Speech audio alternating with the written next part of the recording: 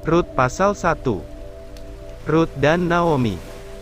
Ayat 1, pada zaman para hakim memerintah, ada kelaparan di tanah Israel.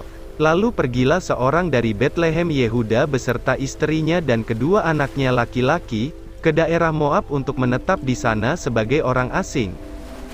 Nama orang itu ialah Elimelek, nama istrinya Naomi dan nama kedua anaknya Mahlon dan Kilion, semuanya orang-orang Efrata dari Betlehem Yehuda. Dan setelah sampai ke daerah Moab, diamlah mereka di sana. Kemudian matilah Elimelek suami Naomi, sehingga perempuan itu tertinggal dengan kedua anaknya. Keduanya mengambil perempuan Moab, yang pertama bernama Orpa, yang kedua bernama Rut, dan mereka diam di situ kira-kira 10 tahun lamanya. Lalu matilah juga keduanya yakni Mahlon dan Kilion, sehingga perempuan itu kehilangan kedua anaknya dan suaminya. Kemudian berkemaslah ia dengan kedua menantunya, dan ia pulang dari daerah Moab. Sebab di daerah Moab ia mendengar bahwa Tuhan telah memperhatikan umatnya dan memberikan makanan kepada mereka. Maka berangkatlah ia dari tempat tinggalnya itu, bersama-sama dengan kedua menantunya. Ketika mereka sedang di jalan untuk pulang ke tanah Yehuda, berkatalah Naomi kepada kedua menantunya itu, "Pergilah, pulanglah masing-masing ke rumah ibunya. Tuhan kiranya menunjukkan kasih-Nya kepadamu, seperti yang kamu tunjukkan kepada orang-orang yang telah mati itu dan kepadaku.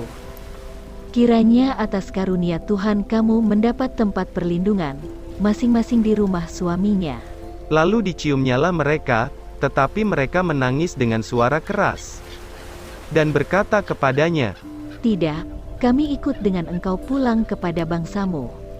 Tetapi Naomi berkata, "Pulanglah anak-anakku, mengapakah kamu turut dengan aku? Bukankah tidak akan ada lagi anak laki-laki yang kulahirkan untuk dijadikan suamimu nanti?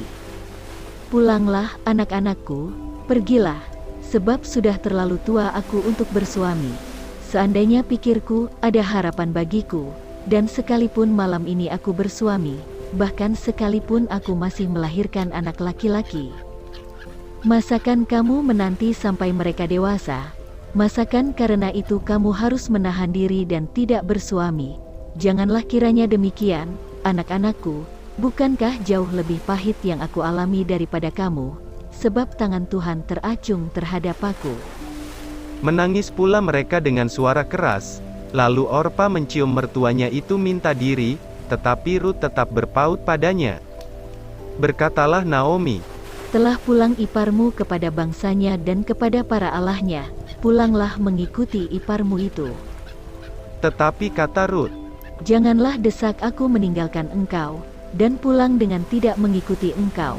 Sebab kemana engkau pergi, ke situ jugalah aku pergi, dan di mana engkau bermalam, di situ jugalah aku bermalam. Bangsamulah bangsaku, dan Allahmulah Allahku. Di mana engkau mati, aku pun mati di sana, dan di sanalah aku dikuburkan. Beginilah kiranya Tuhan menghukum aku, bahkan lebih lagi daripada itu, jikalau sesuatu apapun memisahkan aku dari engkau selain daripada maut." Ketika Naomi melihat bahwa Rut berkeras untuk ikut bersama-sama dengan dia, berhentilah ia berkata-kata kepadanya. Dan berjalanlah keduanya sampai mereka tiba di Betlehem. Ketika mereka masuk ke Betlehem, gemparlah seluruh kota itu karena mereka, dan perempuan-perempuan berkata, "Naomikah itu?" Tetapi ia berkata kepada mereka, "Janganlah sebutkan aku Naomi, sebutkanlah aku Mara, sebab Yang Maha Kuasa telah melakukan banyak yang pahit kepadaku. Dengan tangan yang penuh aku pergi, tetapi dengan tangan yang kosong Tuhan memulangkan aku. Mengapakah kamu menyebutkan aku Naomi? Karena Tuhan telah naik saksi menentang aku, dan Yang Maha Kuasa telah mendatangkan malapetaka kepadaku." Demikianlah Naomi pulang bersama-sama dengan Rut, perempuan Moab itu, menantunya, yang turut pulang dari daerah Moab.